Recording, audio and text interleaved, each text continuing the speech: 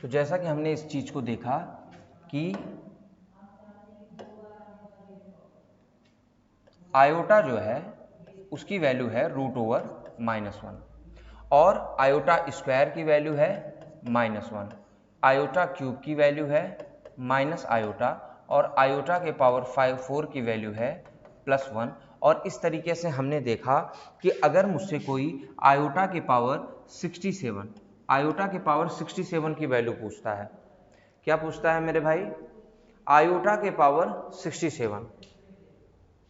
तो मैंने क्या बताया आपको कि बहुत सिंपली आपको क्या करना है, इसके पावर को 4 से डिवाइड करके और रिमाइंडर क्या बचता है वो देख लेना है। ठीक है, तो इसके यानी 67 को अगर हम 4 से डिवाइड करते हैं तो आपको पता है कि 68 4 से कंप्लीटली डिवाइड हो सकता है, 67 नहीं होगा क्योंकि ये 68 से एक कम है, तो वही एक इसका क्या बन जाएगा मेरे भाई? रिमाइंडर बन जाएगा। अगर आयोटा के पावर 1 बचता है तो इसको हम कहते हैं आयोटा।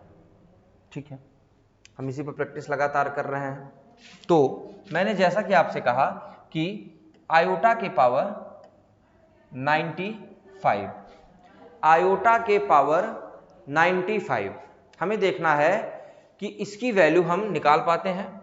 चेक करिए, आयोटा के पावर 95, फटाफट से चेक करिए क्या इसकी वैल्यू आप निकाल पाते हैं। क्या करना है? हाँ बिल्कुल, पहले इसको हमें 4 से डिवाइड करके रिमाइंडर पता लगाना है मेरे भाई। और मैं जो आपको अप्रोच बता रहा हूं आप ध्यान दीजिए, कोई भी नंबर 4 से कंप्लीटली डिविजिबल होगा अगर उस नंबर के एटलीस्ट दोनों डिजिट 4 से डिविजिबल हो। अब आपको ये बहुत अच्छी तरीके से दिख रहा है कि ये 95 की जगह अगर 96 होता तो ये 4 से कंप्लीटली डिवाइड हो जाता। क्यों नहीं होगा? क्योंकि ये 96 से एक कम है, और ऐसी स्थिति में जब यह एक कम है तो आपको 3 रिमाइंडर मिलेगा। मैं आपको समझाता हूं, अगर मैं 95 को 4 से डिवाइड करने चलूं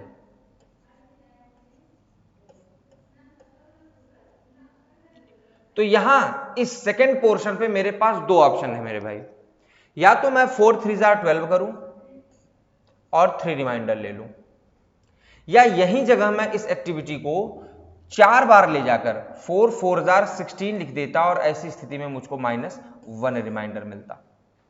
यानी जब मैं यह शब्द कहता हूं कि एक कम है यानी वह -1 की स्थिति है, और आप समझ पा रहे हैं कि -1 बराबर +3। अब आप कहेंगे हम कैसे समझेंगे?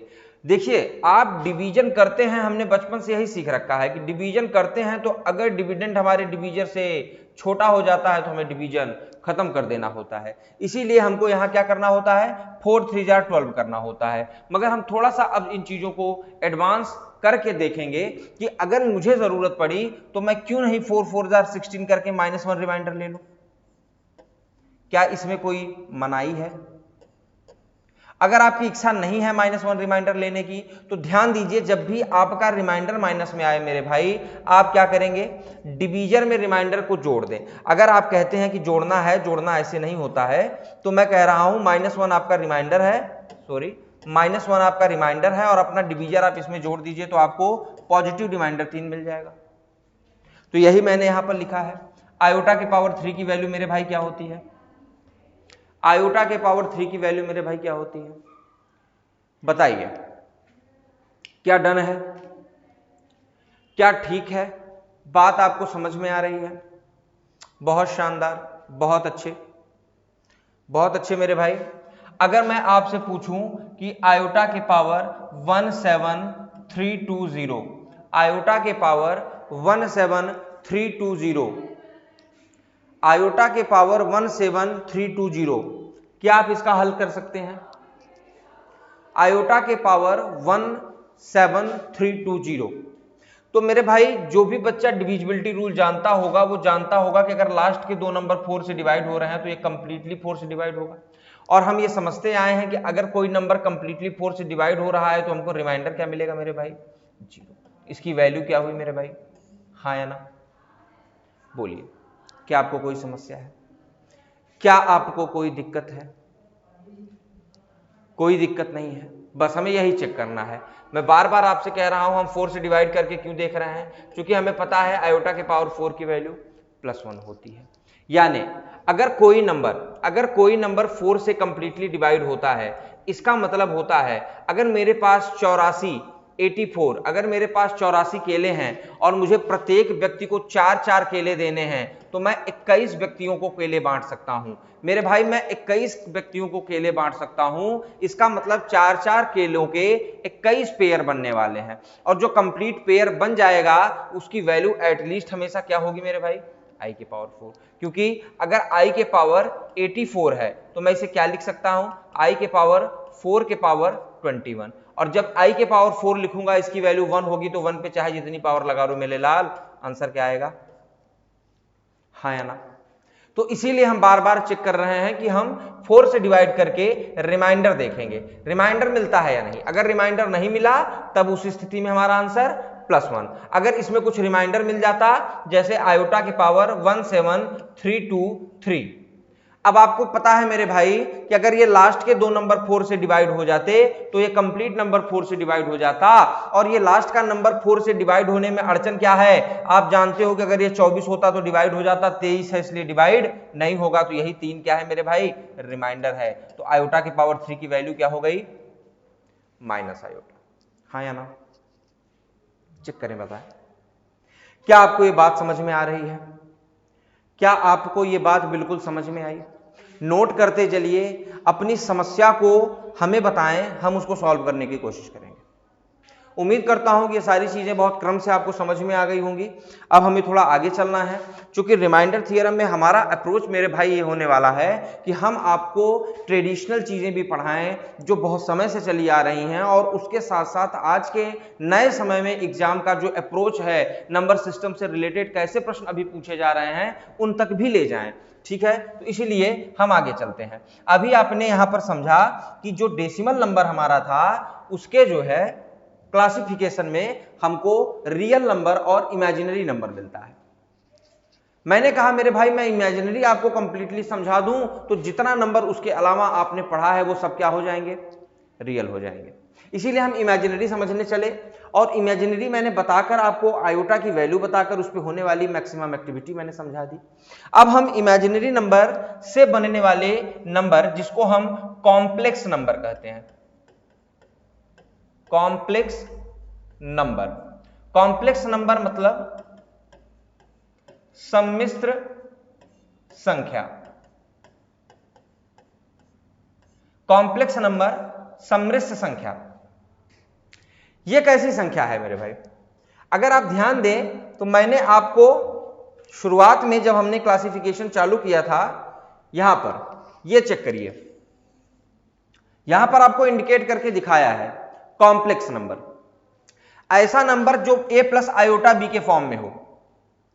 ऐसा नंबर जो a प्लस आयोटा b के फॉर्म में हो वो कॉम्प्लेक्स नंबर कहलाता है। यहां मेरे भाई a और b क्या है? a और b रियल नंबर हैं, और आपको पता है i क्या है मेरे भाई?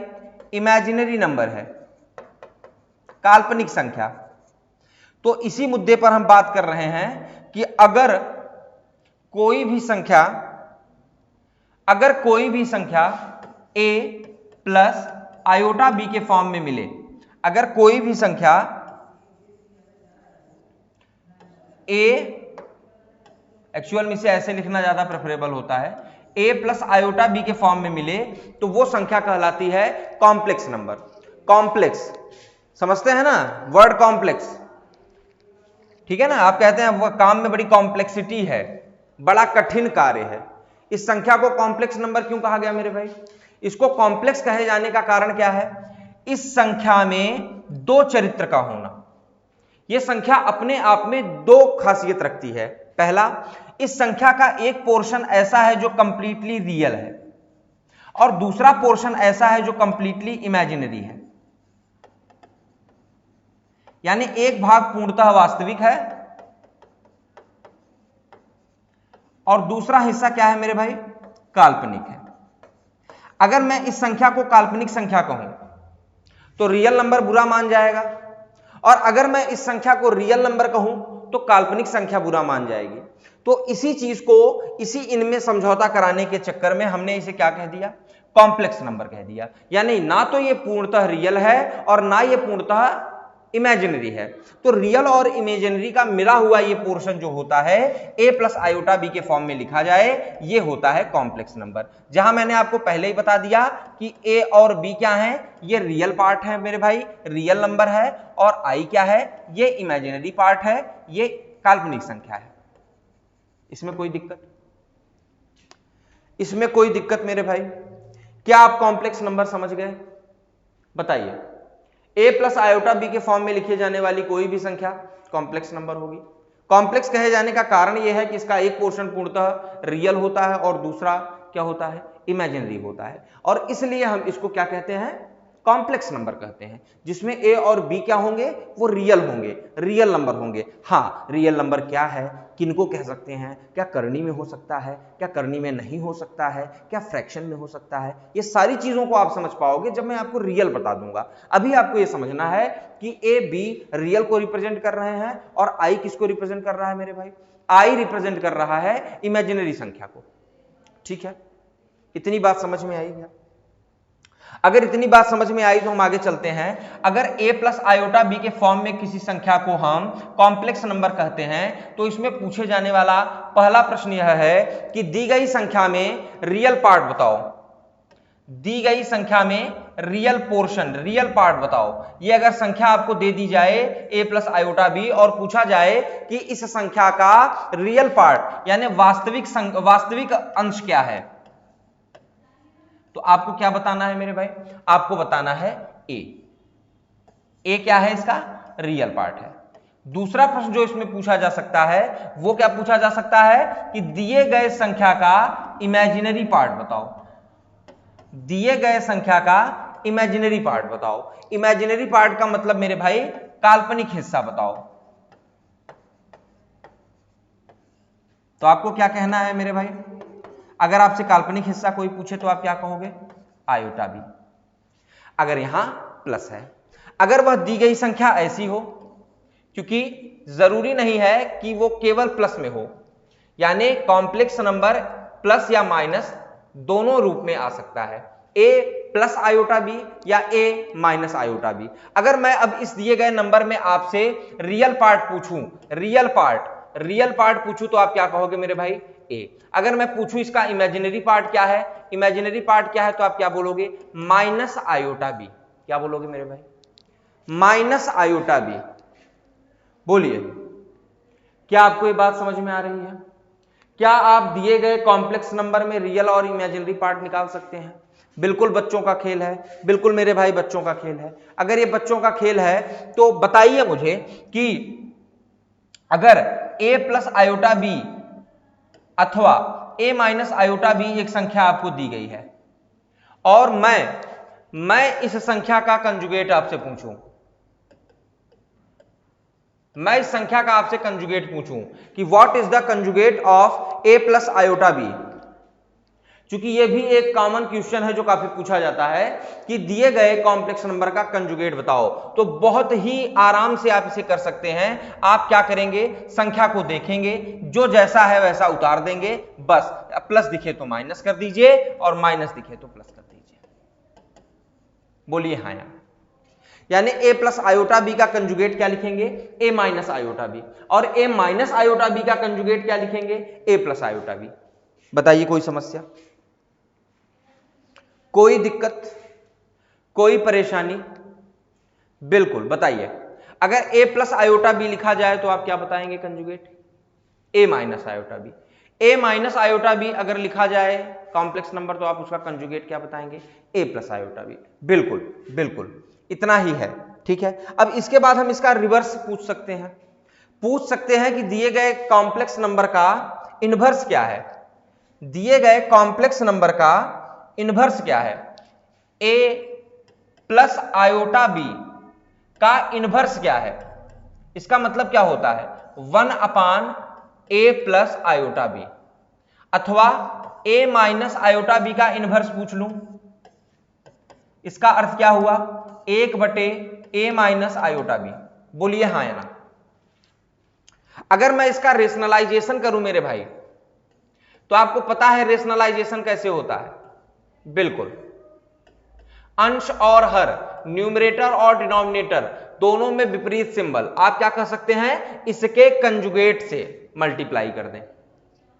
बोलिए मेरे भाई, अगर मैं a प्लस आयोटा b का a माइनस आयोटा b में मल्टीप्लाई कर दूं तो मुझे क्या मिलेगा मेरे भाई, a square minus iota b का होल स्क्वायर।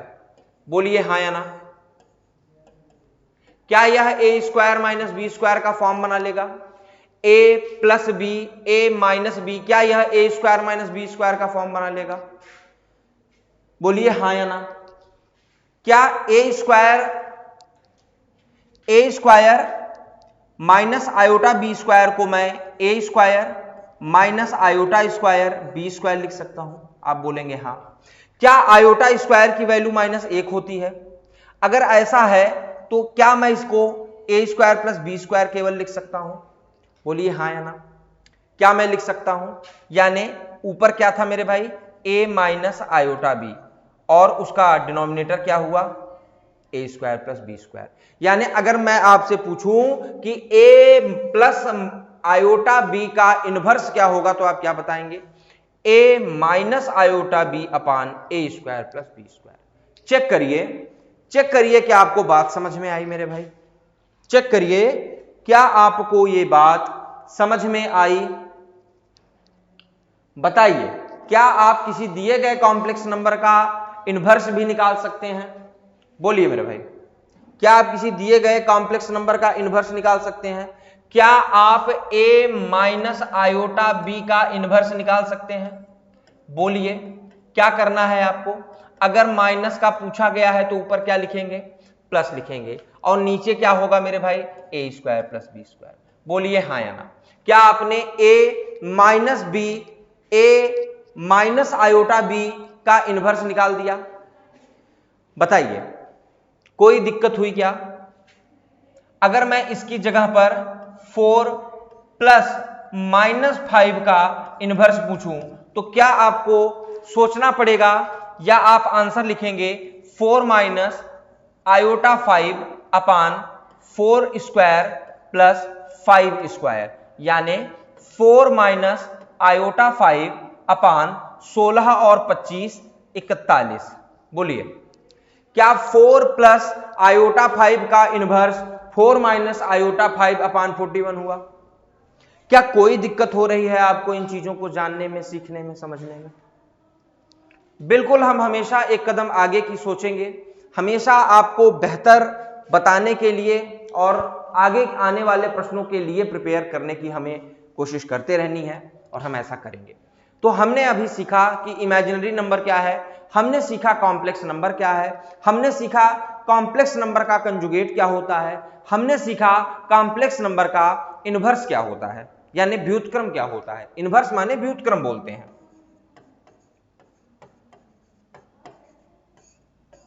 बोलिए किसी तरीके की आपको कोई दिक्कत इतनी चीजों में, क्या काफी था।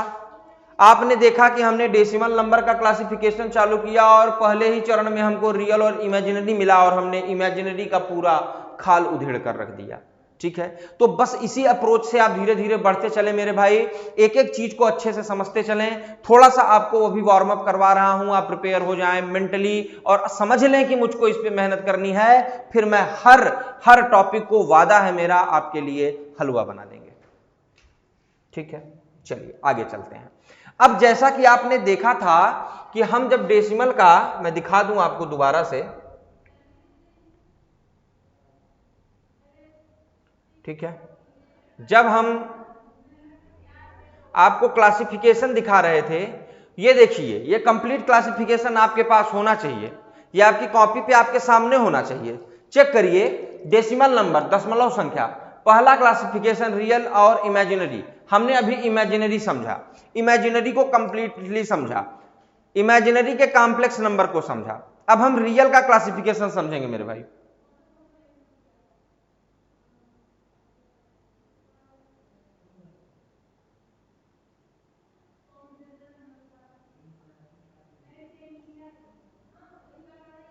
ठीक है, अब हम रियल नंबर का क्लासिफिकेशन समझेंगे। मैंने कहा कि इमेजिनरी को समझ लीजिए, इमेजिनरी को छोड़ दीजिए, इमेजिनरी को छोड़कर आप जितनी भी गणित अभी तक पढ़े हैं, जो भी नंबर आप पढ़ते हैं, वो सारे नंबर क्या है मेरे भाई? वो सारे नंबर मेरे भाई क्या है? वो सारे नंबर हैं रियल नंबर।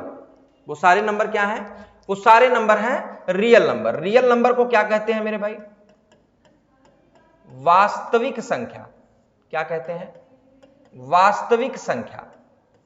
ठीक है, वास्तविक संख्या के दो बच्चे हैं मेरे भाई, एक तो है परिमेय और दूसरा है अपरिमेय। परिमेय और अपरिमेय क्या है? परिमेय क्या है? बचपन से हमने पढ़ा है कि वह संख्या जो p बाई क्यू के फॉर्म में हो, वह संख्या जो p बाई क्यू के फॉर्म में हो और q जीरो ना हो और p और q दोनों क्या हो? इंटीजर हो। p और q दोनों क्या हो? इंटीजर हो। समझाता हूं, ऐसी कोई भी संख्या जो p बटे q के रूप में लिखी जा सके, जहां पर q का शून्य होना मना है, जहां पर q का शून्य होना मना है मेरे भाई, और ये दोनों p और q क्या हो? पूर्णांक। क्या हो? पूर्णांक। आप कहोगे शून्य भी पूर्णांक है, हाँ शून्य पूर्णांक है, ये स्पेशल केस है, आपको समझा दिया कि इस पूर्णांक को छोड़कर कोई भी पूर्णांक होगा चलेगा। तो ऐसी कोई भी संख्या जो p बाई क्यू के फॉर्म में लिखी जा सके वो परिमेय है। अब ऐसी कौन कौन सी संख्या होती हैं जो p बाई क्यू के रूप में लिखी जा सकती हो? कोई भी संख्या, जैसे 4/7, जैसे 11/5, जैसे कोई इंटीजर। ठीक है, ये सारी संख्याएं p बाई क्यू के रूप में लिखी जा सकती हैं। कुछ को तो मैंने लिख के दिखा दिया। अब जैसे 5 है, आपको पता है 5 एक पूर्णांक है और पूर्णांक के नीचे हमेशा क्या होता है? 1 होता है। तो क्या हमने इसको भी p बाई क्यू के रूप में लिख लिया मेरे भाई? क्या हम ज्यादातर ऐसी संख्याएं ही जानते हैं जो p बाई क्यू के रूप में लिखी जा सकती हैं? बिल्कुल। तो ऐसी सारी संख्याएं जो p बाई क्यू के रूप में लिखी जा सके वो परिमेय यानी कि रेशनल है। अब एक बात यहां समझनी चाहिए हमको कि q का जीरो होना क्यों मना है? q का जीरो होना क्यों मना है? q का जीरो होना इसलिए मना है क्योंकि ऐसी स्थिति में संख्या अनडिफाइंड हो जाएगी, अपरिभाषित। यानी गणित में भी कुछ ऐसी भाषाएं हैं जिनको हम परिभाषित नहीं कर पाए हैं। एग्जाम्पल के तौर पे हमको क्या पढ़ाया गया? हमको पढ़ाया गया कि 5 के बटे 5 बराबर 1 होता है। हमें पढ़ाया गया 5 के बटे 5 बराबर 1 होता है। हमने सीख लिया, हमने सीख लिया। फिर हमको पढ़ाया गया कि 0 के बटे 5 क्या होता है मेरे भाई? 0 होता है। बोलिए, क्या ये दोनों चीज हमने सीख लिया है? अगर हमने सीख लिया है तो बताइए, क्या 0 के बटे 0 1 लिखा जा सकता है? लिखा जाना चाहिए, क्योंकि यहां पर तो हमने केवल एक चीज सीखी कि अगर दो पूर्णांक इस तरीके से लिखे हैं और ये दोनों पूर्णांक एक जैसे हैं तो आंसर क्या आएगा। और हमने यह सीखा कि अगर कभी पूर्णांक में ऊपर का हिस्सा 0 हो जाए तो आंसर क्या आना चाहिए। तो अगर मैंने 0 बटे 0 लिखा है तो क्या इसे 1 नहीं लिखा जाना चाहिए? बोलिए मेरे भाई, क्या 5 के बटे 5 1 हो सकता है तो क्या 0 के बटे 0 1 नहीं होना चाहिए? और फिर अगर यहां पर 0 है, यानी अगर मेरा न्यूमरेटर 0 है, नीचे चाहे जो हो मैं ध्यान ना दूं, तो क्या इसका आंसर 0 भी होना चाहिए? बोलिए हाँ या ना। चूंकि यहां 5 हो या दुनिया की कोई भी संख्या हो, अगर ऊपर 0 है तो आंसर क्या आएगा? 0 आएगा। तो अगर ऊपर 0 है तो मैं यहां 0 भी लिख सकता हूं। यहां पर एक बात ये हमारे सैद्धांतिक रूप से फंस गई कि अगर 5/5 1 होता है तो 0/0 1 क्यों नहीं, और 0/5 0 होता है तो 0/0 0 क्यों नहीं। और इसका आंसर देने में सारे आचार्य विफल रहे, इसलिए हमने इसे क्या कर दिया, अपरिभाषित। क्या कर दिया, अपरिभाषित, यानी जिसका आंसर हम नहीं दे पाए। तो जिस चीज का गणित में कोई उत्तर नहीं है वह गणित का हिस्सा नहीं है, यानी कोई भी ऐसी संख्या जिसमें क्यों 0 होगा वो मैथ में पढ़ा ही नहीं जाएगा। आगे चले, बोलिए। अब आप फिर से इस बात को समझिए कि परिमेय क्या है, वह संख्या जो p बाई क्यू के रूप में लिखी जा सके, p और q दोनों इंटीजर हो और q 0 ना हो, वो संख्या क्या कहलाएगी मेरे भाई, वो संख्या कहलाएगी परिमेय संख्या। वो संख्या क्या कहलाएगी, वो संख्या कहलाएगी परिमेय संख्या। ठीक है, बोलिए, क्या आपको ये बात मेरी समझ में आ रही है, क्या आप परिमेय समझ पा रहे हैं?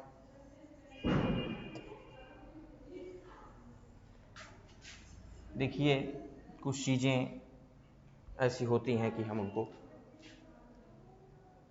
वैसे ही रहने दें। चलिए, तो अगर परिमेय की ये परिभाषा है तो अपरिमेय की क्या परिभाषा हुई? ठीक है, तो निश्चित तौर पर वह संख्या जिसे हम p बाई क्यू के रूप में ना लिख सकें वो क्या होगा, इर्रेशनल होगा, यानी अपरिमेय संख्या होगी। अब मसला यह आता है कि कौन सी ऐसी संख्याएं हैं जिनको हम p बाई क्यू के रूप में ना लिख सकें। तो फटाफट से चेक करो कि क्या आपको पता है किसी अपरिमेय संख्या के बारे में आप जानते हो।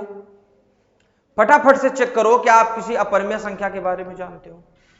हाँ, आप कहते हो भैया हमने बचपन से पाई पढ़ रखा है, हमने पढ़ रखा है कि पाई एक अपरिमेय संख्या है, हमने पढ़ रखा है यूलर कांस्टेंट के बारे में, हमने पढ़ रखा है कि यूलर कांस्टेंट भी एक अपरिमेय संख्या है, हमने पढ़ रखा है कि करणीगत प्राइम नंबर, अगर किसी अभाज्य संख्या का स्क्वायर रूट पूछा जाए तो वह भी एक अपरिमेय संख्या है।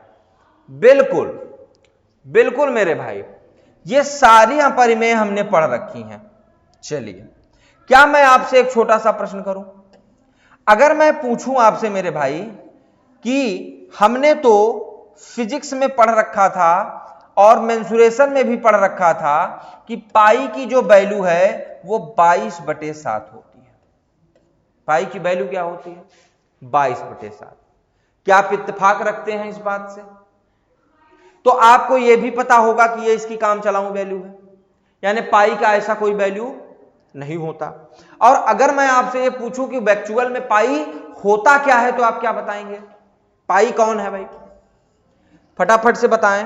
कुछ मेरे स्टूडेंट भी होंगे इसमें जिन्होंने ऑफलाइन कभी ना कभी मुझसे पढ़ा होगा। आंसर दें मेरे भाई, पाई क्या है? बिल्कुल आंसर दें, पाई क्या है? पाई किसी भी सर्कल के सरकमफ्रेंस, सरकमफ्रेंस यानी परिधि, किसी भी सर्कल के परिधि और डायमीटर, डायमीटर यानी व्यास, किसी भी सर्कल के सरकमफ्रेंस और डायमीटर का रेशियो क्या कहलाता है? पाई कहलाता है। बड़ा ही यूनिक नंबर है, मैं समझता हूं कि गणित की एक बड़ी खोज। क्या है पाई? चेक करिए, क्या है पाई? यह है पाई मेरे भाई,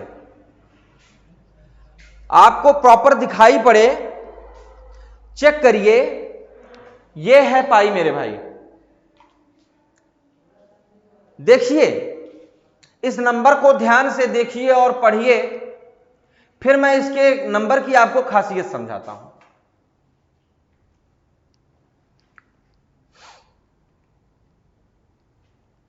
दो सेकंड निकाल के समय इसके एक दो लाइन पढ़िए। आइए वापस आ जाते हैं अपने क्लासिफिकेशन पे, अपने क्लासिफिकेशन में आ जाते हैं।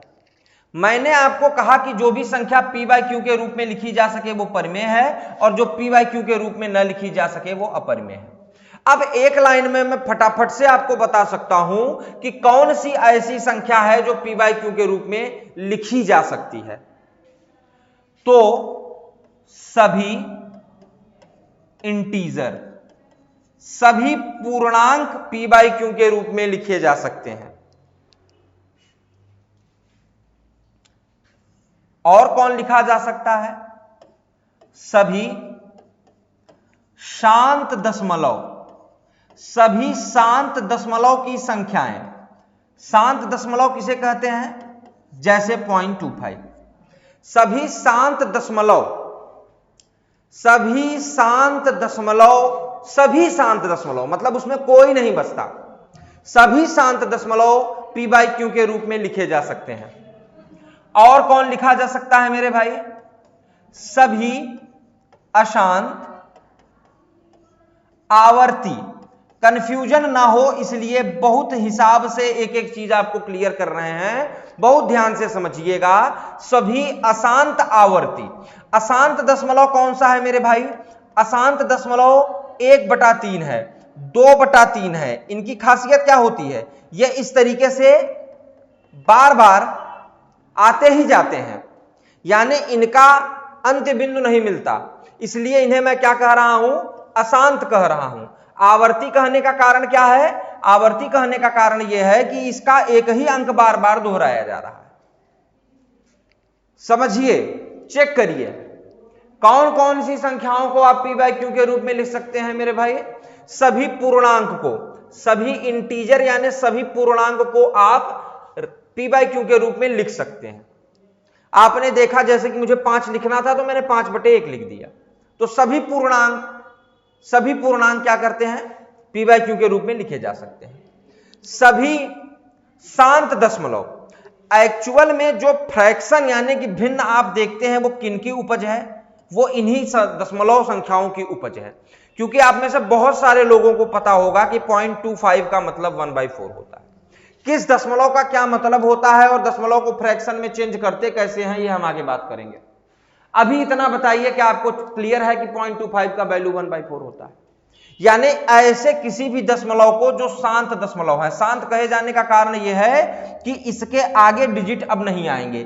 0.25 हो गया। अगर मैं 1/4 को पॉइंट में बदलना चाहूं तो मैं पहले एक दशमलव लगाता हूं जिससे यहां 10 हो जाता है, फिर मैं 4 से इसको डिवाइड करता हूं, 4 2 जार 8, 2 बचा, और इस 2 को चूंकि दशमलव के पीछे है वो 20 बन जाता है, तो 2 5 जार 20 हो जाता है।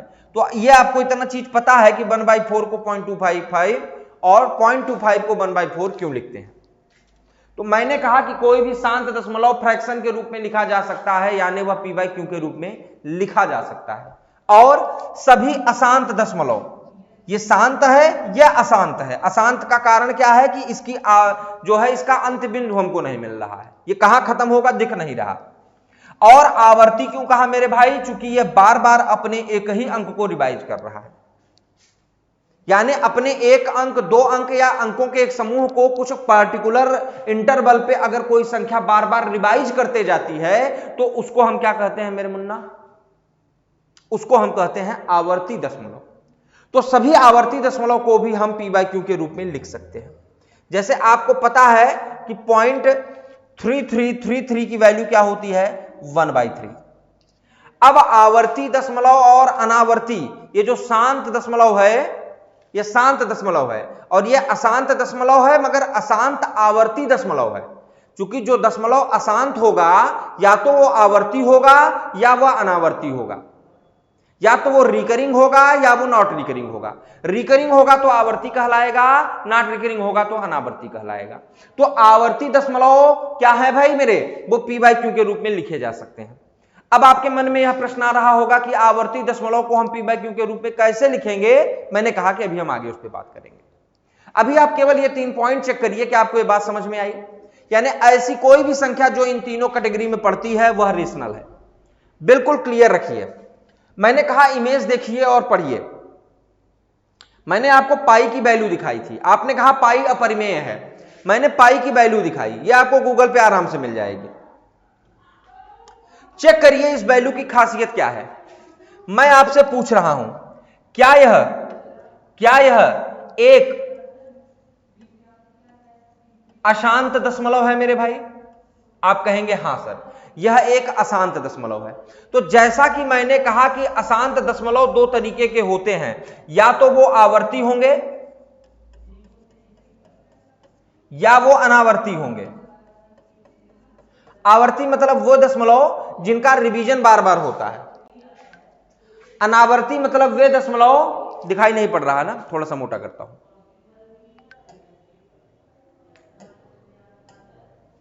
ठीक है, मैंने कहा, मैंने आपसे पूछा क्या यह एक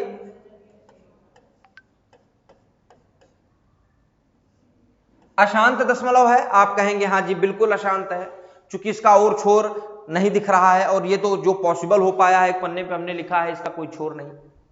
मैंने आपसे बताया मेरे भाई कि जो अशांत दशमलव होगा या तो वो आवर्ती होगा, जैसा कि आपने पीछे देखा था, या तो वो अनावर्ती होगा। अनावर्ती क्या है मेरे भाई? आप इस फिगर को बार बार देख रहे हैं, मैंने आपसे 2 लाइन पढ़ने के लिए कहा, आपने पढ़ा होगा, तो चेक करिए क्या कहीं भी आपको 1, 2, 4 कुछ नंबर या 10 नंबर का कोई समूह ऐसा दिखा क्या जो दोबारा रिवाइज हो रहा है, यानी जो दोबारा इसमें लिखा गया हो? नहीं, ऐसा कुछ भी आपको नहीं मिलेगा।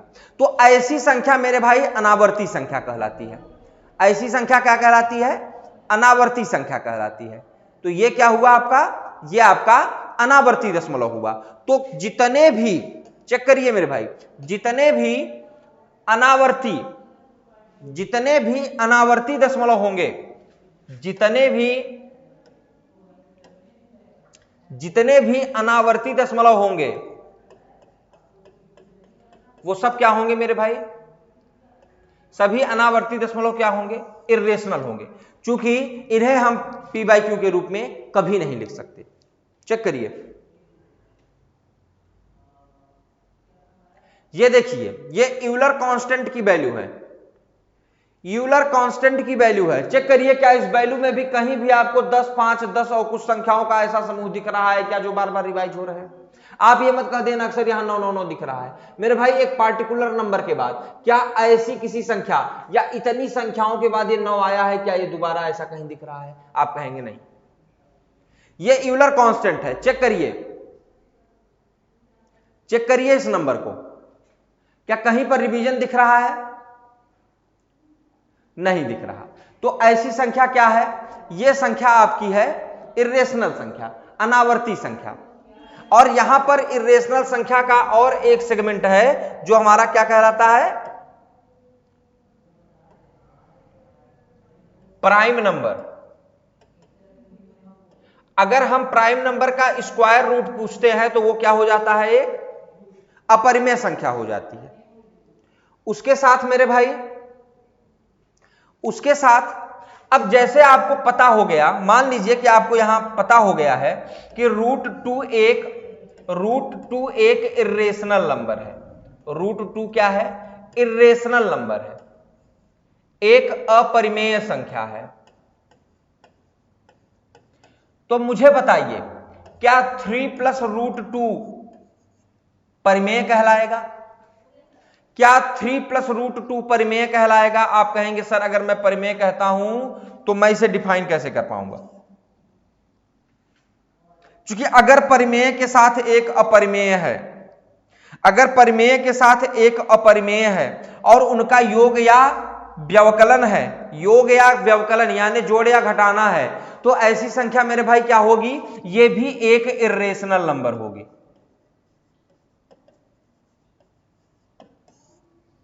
चेक करिए,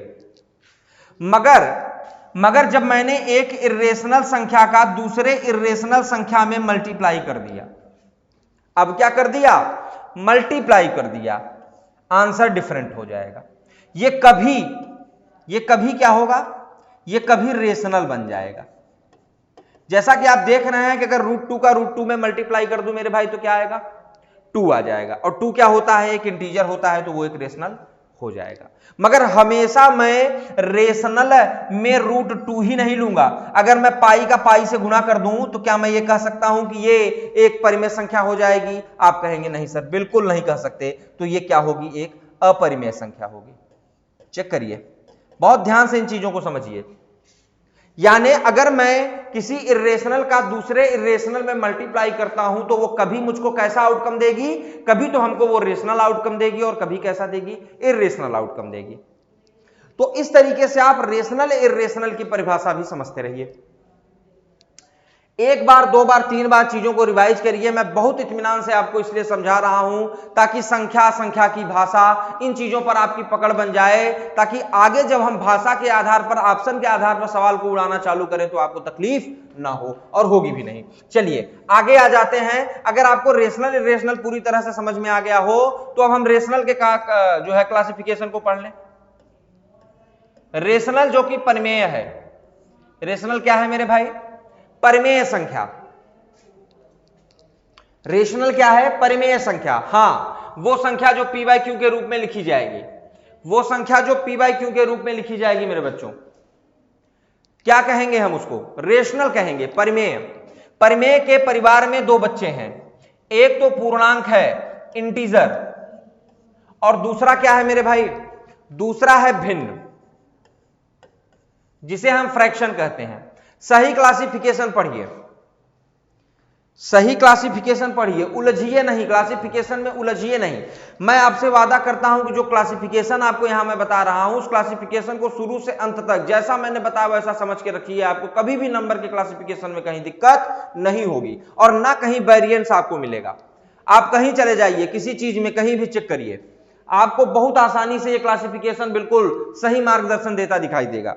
मैंने कहा रेशनल, रेशनल के दो पोर्शन मिल सकते हैं आपको, एक इंटीजर के रूप में, दूसरा फ्रैक्शन के रूप में। यानी पूर्णांक संख्याएं, वो पॉजिटिव जीरो हो सकती है, वो पॉजिटिव हो सकती है, वो निगेटिव हो सकती है।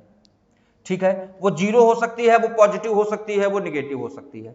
पूर्णांक कहे जाने का कारण यह है कि इसका डिनोमिनेटर एक है, यानी ऐसी संख्या जिसका क्यों एक हो वो क्या होगा, ऐसी संख्या जिसका क्यों एक हो वो क्या होगा मेरे भाई। आप जानते हैं कि ये दोनों रेशनल हैं, यानी रेशनल कौन संख्या होगी जो पी बाई क्यू के रूप में लिखी जाए, रेशनल कौन सी संख्या होगी मेरे भाई जो पी बाई क्यू के रूप में लिखी जाए और जिसका क्यों एक हो वो क्या कहलाएगा, पूर्णांक।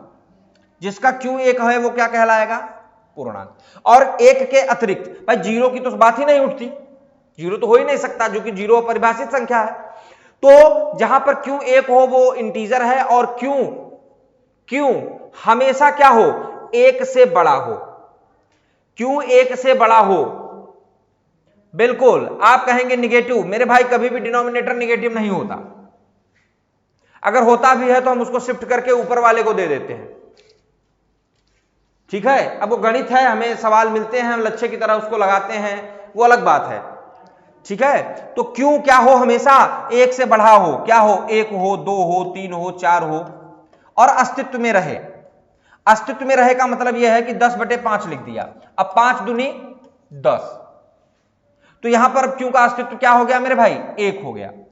5 कन्नम 5, 5 दूनी 10, तो क्यों एक हो गया, तो ये क्या हो गया, 10/5 क्या था, एक इंटीजर था। मगर अगर मैं 2/3 लिखता हूं, मैं 7/11 लिखता हूं, चेक करिए, यहां ये पी है, ये क्यों है, और क्यों की वैल्यू हमेशा एक से ज्यादा है, तो ये क्या है मेरे भाई, ये एक फ्रैक्शन है। जो पी बाई क्यू के रूप में लिखा जाए वो रेशनल फ्रैक्शन है, और जहां पर क्यों एक है वो क्या है, पूर्णांक है। यानी जो पूर्णांक है मेरे भाई, पूर्णांक वो जीरो हो सकता है, वो कोई पॉजिटिव संख्या हो सकता है, वो कोई निगेटिव संख्या हो सकता है। कभी कभी एसएससी प्रश्न पूछता है क्या कोई ऋणात्मक संख्या पूर्णांक हो सकती है, क्या कोई ऋणात्मक संख्या पूर्णांक हो सकती है, हो सकती है। क्या कोई ऋणात्मक संख्या वास्तविक हो सकती है, हो सकती है। चूंकि हम जो क्लासिफिकेशन पढ़ रहे हैं आपको ध्यान होगा वो रियल नंबर का ही क्लासिफिकेशन है। इस तरीके से निगेटिव संख्या क्या क्या है, यह वास्तविक भी है और यह पूर्णांक भी है, यह वास्तविक भी है और यह पूर्णांक भी है। और यह जो पॉजिटिव इंटीजर है इसी को हम मुन्ना नेचुरल नंबर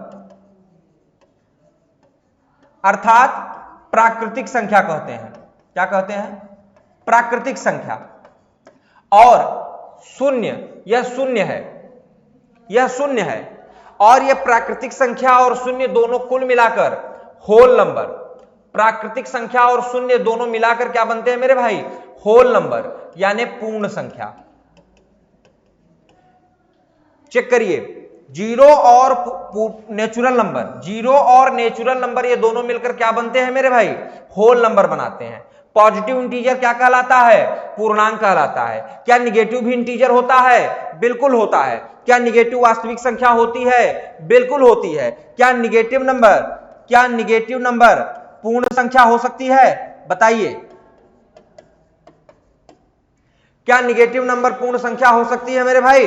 चेक करें, बताइए, क्या निगेटिव नंबर पूर्ण संख्या हो सकती है? बिल्कुल नहीं हो सकती, क्योंकि अभी आपने देखा कि जीरो और नेचुरल नंबर मिलकर ही पूर्ण संख्या बनाती है, इसमें निगेटिव संख्या का कोई रोल नहीं है मेरे मुन्ना। चेक करो मेरे शक्ति कपूर, कोई दिक्कत, कोई समस्या? क्या आप इंटीजर समझ गए? बताइए, क्या आप इंटीजर समझ गए? इतना ही है इंटीजर की कहानी। चीजों को जिस क्रम से बता रहा हूं नोट्स बनाते चलिए, अभी इस पर आपको शानदार प्रश्न दिखाएंगे जो कि एसएससी पूछता है। ओके, सुनिए मेरी बात, यहां आइए। हाँ, वो कलर उसका था, कलर ब्लाइंडनेस चेक करना है आपका। ठीक है, हमने क्या पढ़ा यहां पर? हमने पढ़ा पूर्णांक कौन कौन है? शून्य है, पॉजिटिव है और निगेटिव है। पूर्णांक की खासियत क्या है? क्यों का एक होना। फ्रैक्शन क्या है? वो रेशनल नंबर जिसमें क्यों एक ना हो, क्यों एक के अतिरिक्त कुछ भी हो, एक के अतिरिक्त कोई बड़ी संख्या, एक से बड़ी संख्या, वो क्या कहलाएगा? भिन्न कहलाएगा। क्या इतना हो गया काफी है? नहीं, बिल्कुल काफी नहीं। हम क्या चेक करें भाई? पी बाई क्यू के रूप में लिखी जाए, और क्यों क्या हो? क्यों हमेशा एक से ज्यादा हो, वह एक फ्रैक्शन है। चेक करिए, जब भी पी क्या होगा? क्यों से बड़ा होगा। जब भी पी क्या होगा मेरे भाई? क्यों से बड़ा होगा, उसे हम इम्प्रॉपर फ्रैक्शन कहेंगे। क्या कहेंगे? Improper fraction.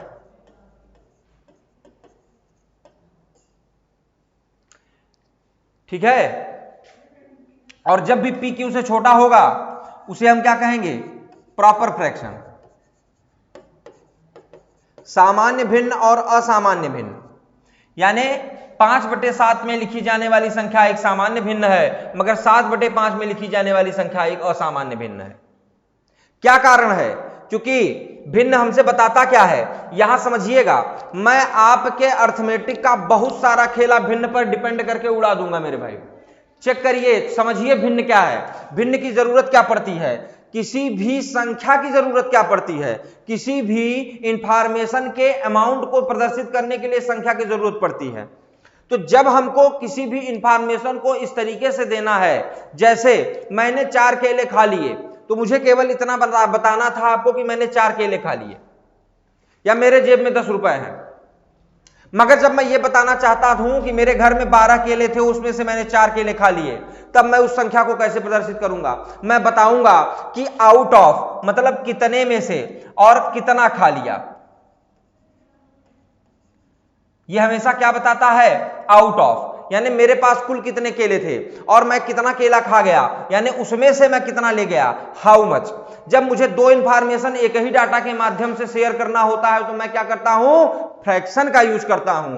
तो यहां अगर आप इस बात को समझ पाए हैं कि डिनोमिनेटर हमेशा क्या बताता है मुन्ना? आउट ऑफ, यानी मेरे पास 7 रुपए है, 5 रुपए मैं तुमको उधार दे सकता हूं। मेरे पास 7 रुपए है, मैं 5 रुपए तुमको उधार दे सकता हूं। मगर इस भिन्न को तनिक देखिए ध्यान से, क्या मेरे पास 5 रुपए हैं? बोलिए हाँ या ना। क्या मेरे पास 5 रुपए हैं? क्या मैं आपको 7 उधार दे सकता हूं? आप बोलेंगे बिल्कुल नहीं सर, ऐसा नहीं हो सकता। अगर आपके पास 5 रुपए हैं तो आप मुझको 7 रुपए उधार नहीं दे सकते हैं। और ऐसी स्थिति में यह भिन्न क्या कहलाएगा? इम्प्रॉपर फ्रैक्शन, यानी ये एक्चुअल में एक छलावा है। ये एक्चुअल में क्या है मेरे मुन्ना? एक छलावा है, जिसको हम क्या लिखेंगे? जिसको हम लिखेंगे 1 इज होल नंबर 2/5। बोलो, यानी इसमें एक होल संख्या है, एक इंटीजर है और एक फ्रैक्शन है। जब इंटीजर और फ्रैक्शन दोनों को मिलाकर बात करनी हो तो हम इम्प्रॉपर फ्रैक्शन का यूज करते हैं। बात समझ में आई? आप बचपन से पढ़ते आए हो 5 × 5 2 7/5। इसका मतलब क्या है 1 इज होल नंबर 2/5 का मतलब क्या है 1 इज होल नंबर 2/5 का मतलब है 1 + 2/5। इसको हमेशा याद रखें जब भी मैं आपसे कहूं कि 13 + 7/34 प्लस 26 प्लस 26 इज होल 3/68 या 3/17 26 इज होल 3/17। चेक करिए, आपने ऐसा खूब जोड़ घटाना किया होगा बचपन में। क्या करना चाहिए हमको, चेक करिए, ये इंटीजर पोर्शन है, सीधा जोड़ दो, कितना आया 39। चेक करो, इंटीजर फ्रैक्शन है, चूंकि 13 इज होल 7/34 का मतलब क्या हुआ 13 + 7/34। 26 इज होल नंबर 3/17 का मतलब क्या हुआ 26 + 3/17। 26 + 3/17। तो जब ये इस तरीके से लिखा हुआ है तो क्या जरूरी है मैं इसको सीधे इससे जोड़ दूं? क्या मैं इन दोनों को जोड़ने जाता हूं तो मुझे पता चलता है कि 17 दूना 34, 17 दूना 34, बोलो 17 दूना 34, तो 17 दूना 34 तो 3 दूनी 6 और 7 6 13, 13/34। बोलो चेक करो, चेक करो मेरे भाई, क्या आपको बात समझ में आई? यानी 7/34, 7/34 और 3/17 को जोड़ने जाते तो पहले हम एलसीएम लेते, तो क्या यह स्थिति बनती? क्या मैंने भी वही किया है? चेक करो, 17 दूना 34, 3 दूनी 6 एक साथ। चेक करो, क्या आपको ये बात समझ में आई? क्या आप संख्या का अप्रोच बदलते हैं, जब संख्या को देखने का आपका दृष्टिकोण बदलता है, क्या चीजें इजी हो जाएंगी? बस इसी अप्रोच को आपको सिखाना है मेरे भाई। अभी तो केवल शुरुआत है, अभी तो मैं आपको बता रहा हूं कि संख्या है कौन, अभी तो मैं पिक्चर के पात्र बता रहा हूं आपसे कि ठाकुर का क्या रोल है, बसंती का क्या रोल है, धन्नो का भी रोल बताया है आपको। तो रोल बताने के बाद हम पिक्चर चालू करेंगे। कब? जब सीन में गब्बर आएगा। कब पिक्चर चालू होगी? जब सीन में गब्बर आएगा। बिल्कुल, गब्बर की अब हमको बहुत उत्सुकता है, गब्बर आए गब्बर आए, बिल्कुल गब्बर आएगा, ठीक है। तो तब तक आपको क्या करना है, तैयारी करना है, नहीं तो वही कहावत सही हो जाएगी कि सो जा बेटा गब्बर आ गया, ठीक है। तो हमें सोना नहीं है, हमें गब्बर से आंख मिलानी है, ठीक है, और गब्बर को डिफीट करना है। बिल्कुल। क्या आपको फ्रैक्शन समझ में आया मेरे भाई? क्या हम आगे चल सकते हैं? आज्ञा है। जो चीजें हमने आपसे अभी तक बात करी, अगर उन चीजों को मैं क्या करना चाहता हूं, मैं चाहता हूं कि मैं एक फैमिली वेन डायग्राम बनाऊं, मैं एक फैमिली, बिल्कुल आपका कलर ब्लाइंडनेस भी हम इसमें चेक कर लेंगे, इसमें आपका कलर ब्लाइंडनेस चेक करेंगे, ठीक है ना। लिखिए और इन पूरे सर्कल्स का रंग लिखिए, रंग लिखिए अपने साथ, कलर लिख लीजिए, ठीक है। फिलहाल देखिए, अगर मैंने जो नंबर्स आपको पढ़ाए, यानी हमने आपको क्या नंबर पढ़ाए, मैं जल्दी से आ जाता हूं उस चीज पर जो मैंने आपको पढ़ाए, ठीक है। मैं उस संख्या पे आ जाता हूं, थोड़ा सा मेरा जो है टेक्नोलॉजी में हाथ तंग है, मैं इसको देखता हूं कि कैसे हम डायरेक्ट अपने किसी भी मनचाहे स्लाइड पर आ सकते हैं। तब तक आपको थोड़ा सा सफर मेरे साथ करना होगा, ठीक है। मैं बहुत जल्दी इसको चेक कर लूंगा, थोड़ा समय नहीं मिल पाता, और सॉरी, ये हमारा क्लासिफिकेशन था। और इसी क्लासिफिकेशन पर हम बात करते हुए आपको डेसिमल संख्या, रियल संख्या, imaginary, rational, irrational, integer, fraction और सारी चीजें आपको यहां हमने समझाई। अब इसी रिलेशन को ये तो उतार लपेट लिया। अगर इसी रिलेशन को मैं क्या करना चाहूं, इस रिलेशन को मैं वेन डायग्राम में, एक पारिवारिक वेन डायग्राम में, जिसमें मम्मी हो, पापा हो, जी बुआ नहीं होंगी, फूफा नहीं होंगे, घबराइए नहीं, बुआ और फूफा नहीं होंगे इसमें, मम्मी हो, पापा हो, भाई बहन और बच्चे सारे, ठीक है ना, हम मिलकर एक परिवार बनाते हैं, छोटा और सुखी। तो इस तरीके से हम अगर उस परिवार की तरफ बढ़ें, 1 मिनट बस आने वाला है, ये देखिए आ गया, बिल्कुल, ठीक है। तो इस परिवार में मेरे भाई रंग बहुत प्रॉपर चुन लेते हैं, थोड़ा सा मोटा करेंगे और काला रंग लेंगे, ओके। तो अगर हम जो है इस परिवार में आए, ध्यान दीजिए, तो इस परिवार का सबसे प्रमुख सदस्य कौन था? सबसे प्रमुख सदस्य था डेसिमल नंबर। कौन था? डेसिमल नंबर, यानी दशमलव संख्या। तो ये सबसे बड़ा वाला वेन डायग्राम किसका है मेरे भाई? डेसिमल नंबर का है। डेसिमल नंबर के कितने बच्चे थे? डेसिमल नंबर के 2 बच्चे थे। एक था रियल, जो कि ये वाले गोले को प्रदर्शित कर रहा है, वास्तविक संख्या, और दूसरा क्या था मेरे भाई? इमेजिनरी। यानी इस पूरे गोले का जो येलो वाला पोर्शन है, इस पूरे गोले का जो येलो वाला पोर्शन है वो क्या है? वो है इमेजिनरी नंबर का, वो है इमेजिनरी नंबर का हिस्सा। यानी जमीन का ये टुकड़ा इमेजिनरी नंबर को मिल गया। और आपको पता है क्योंकि इमेजिनरी नंबर की और शाखाएं नहीं थी, इसलिए इसको केवल एक टुकड़ा देकर हमने कहा चल फुट ले यहां से। जब हम रियल नंबर की बात करते हैं तो रियल नंबर के क्लासिफिकेशन में हमने देखा कि हमें 2 संख्याएं मिली थी।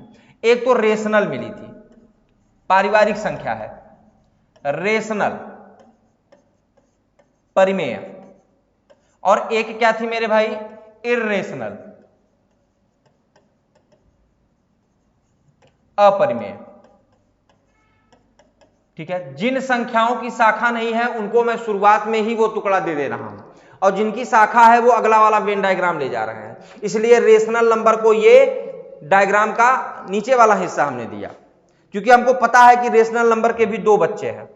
कौन कौन से हैं? एक तो फ्रैक्शन है, और दूसरा क्या है? इंटीजर है। प्रॉपर समझ में आ रही बात? पहला क्या है? फ्रैक्शन है, दूसरा क्या है? इंटीजर है। इस इंटीजर के कितने बच्चे हैं? 3 बच्चे हैं। 0 है, पॉजिटिव संख्या है, और निगेटिव संख्या है। तो पॉजिटिव संख्या, निगेटिव संख्या, पॉजिटिव यानी नेचुरल, पॉजिटिव और 0 मिलाकर पूर्ण संख्या, और निगेटिव नंबर, ये कुल मिलाकर मुन्ना हमारा क्या बनाते हैं? ये हमारा बनाते हैं इंटीजर। इंटीजर और फ्रैक्शन मिलकर क्या बनाते हैं? इंटीजर और फ्रैक्शन मिलकर बनाते हैं रेशनल। रेशनल और इर्रेशनल क्या बनाते हैं? रेशनल और इर्रेशनल मिलकर बनाते हैं रियल नंबर, वास्तविक संख्या। तो रियल और इमेजिनरी मिलकर क्या बनाते हैं? रियल और इमेजिनरी मिलकर ये बड़ा वाला वेन डायग्राम बनाते हैं, डेसिमल संख्या। और अगर आपको पूरा क्लासिफिकेशन समझ में आया है तो ये वेन डायग्राम आपके दिमाग में रच और बस जाना चाहिए, ताकि आपसे कभी भी किसी संख्या के बारे में कोई डिस्कशन करे, कोई जरूरत पड़े तो आप तुरंत समझ जाएं कि कौन किससे क्या रिलेशन रखता है। क्योंकि अगर मैं आपसे पूछूं ना तो बताइए कि क्या कोई निगेटिव नंबर डेसिमल नंबर है? क्या कोई निगेटिव नंबर डेसिमल है? क्योंकि डेसिमल के ही परिवार में सब हैं और यहां ये एग्जिस्ट करता है, तो हम क्या कहेंगे कि हाँ, निगेटिव नंबर क्या है? एक डेसिमल संख्या है। मुझे बताइए क्या इंटीजर रियल है? चेक करिए, बताइए मुन्ना, क्या इंटीजर यानी पूर्णांक रियल है? क्या पूर्णांक वास्तविक संख्या है? आप कहेंगे सर वास्तविक संख्या के परिवार से बिलोंग करता है तो पूर्णांक तो वास्तविक संख्या होगी ही। ठीक है, तो क्या मैं आपसे यह पूछूं क्या पूर्णांक इर्रेशनल है? आप कहेंगे नहीं सर, इनकी फैमिली अलग है, ये रेशनल की फैमिली है और ये इर्रेशनल की फैमिली है। तो जो पूर्णांक है वो रेशनल की फैमिली से बिलोंग करता है, तो पूर्णांक क्या हुआ? रेशनल हुआ, इर्रेशनल नहीं हुआ। ठीक है, क्या 0 कोई इमेजिनरी संख्या हो सकती है? आप कहेंगे सर 0 रियल नंबर के फैमिली से बिलोंग करता है, रियल नंबर के फैमिली के डायग्राम में 0 पड़ा हुआ है, तो 0 किससे बिलोंग कर रहा है? रियल नंबर से बिलोंग कर रहा है। और जो भी संख्या रियल नंबर से बिलोंग कर रही होती है वो इमेजिनरी कतई नहीं हो सकती। बोलिए, बात समझ में आई? चेक करिए क्या आपको ये बातें समझ में आ रही हैं? क्या मैं इमेजिनरी संख्या को रियल कह सकता हूं? नहीं कह सकता। क्या मैं रियल को इमेजिनरी कह सकता हूं? नहीं कह सकता। क्या मैं रियल को डेसिमल कह सकता हूं? बिल्कुल कह सकता हूं। क्या मैं इमेजिनरी को डेसिमल कह सकता हूं? बिल्कुल कह सकता हूं। क्या मैं डेसिमल को केवल इमेजिनरी कह सकता हूं? बिल्कुल नहीं कह सकता। क्या मैं डेसिमल को केवल रियल कह सकता हूं? बिल्कुल नहीं कह सकता, क्योंकि डेसिमल के 2 बच्चे हैं, इमेजिनरी और रियल, तो मैं केवल रियल नहीं कह सकता। इसी तरीके से क्या मैं रियल को केवल और केवल फ्रैक्शन कह सकता हूं? आप कहोगे नहीं। रियल नंबर 2 हैं, एक तो इर्रेशनल है और एक रेशनल है, और रेशनल का बच्चा फ्रैक्शन है, यानी कि रियल को केवल रेशनल कहा जाना बिल्कुल गलत होगा, रियल को केवल फ्रैक्शन कहा जाना बिल्कुल गलत होगा। रियल इर्रेशनल भी है, रेशनल भी है। इसी तरीके से क्या रेशनल एक रियल है? बिल्कुल है। क्या इर्रेशनल संख्या रियल है? बिल्कुल है। क्या इंटीजर रियल है? बिल्कुल है। तो इस तरीके के जब कन्वर्सेशन आप आपस में करिए, पूछिए, बातों को समझिए, तब आपका कॉन्सेप्ट होगा क्लियर। और बार बार जाकर इस वेन डायग्राम को चेक करिए, आपका कॉन्सेप्ट क्रिस्टल क्लियर रहेगा और आप दंदनाकर आंसर देते जाएंगे इन चीजों का। बोलिए, कोई दिक्कत आपको? किसी तरीके की कोई दिक्कत हो तो आप मुझसे बताइए, ठीक है? उम्मीद करता हूं कि ये बातें आपको बहुत अच्छे से समझ में आ रही होंगी, ठीक है? आगे हम चलेंगे, हम मिलेंगे आपसे बहुत जल्दी। थोड़ा लंबा वीडियो ये हो गया है, तो हम अगले वीडियो में आपसे मिलते हैं। धन्यवाद।